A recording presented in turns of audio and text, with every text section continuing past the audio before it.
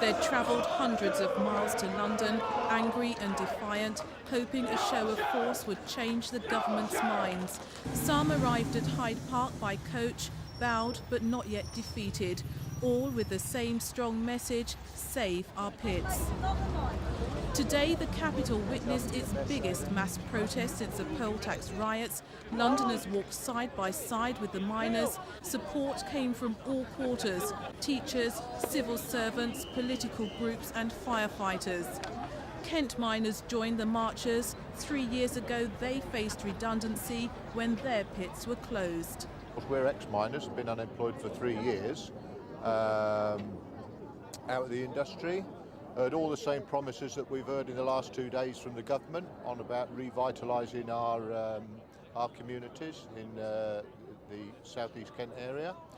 All the same rhetoric on regional grants and severance payments. Nothing's come of it. It's rhetoric. A colliery band led the march around central London.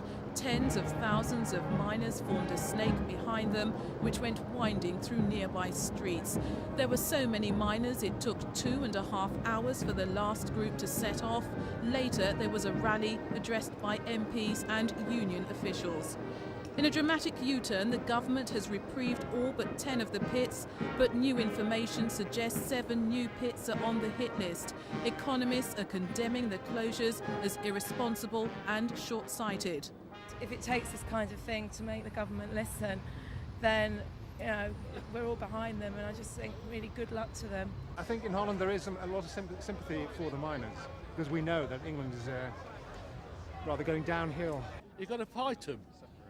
You know, it mustn't give in. And the government are tottering already.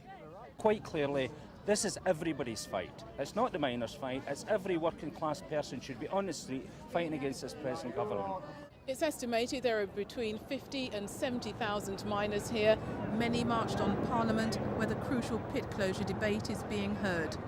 That review that was promised in the House of Lords yesterday was a review that promised to look afresh at whether it makes national sense to import so much coal, whether it makes energy sense to burn gas rather than coal.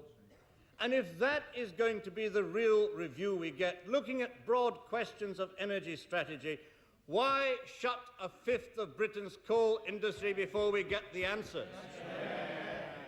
It is quite obvious to me that the party opposite has no interest whatsoever in listening to the case that I intend to put forward, and therefore I will rely on my right honourable members to give me the 3 months I require to set this in proper order, and I hope they will support me in supporting the amendment in the lobbies tonight. The debate is expected to finish at 10 o'clock tonight. Miners hope their chants haven't fallen on deaf ears. Thank you, Mr. Deborah Deputy Bain Speaker. for Thames News.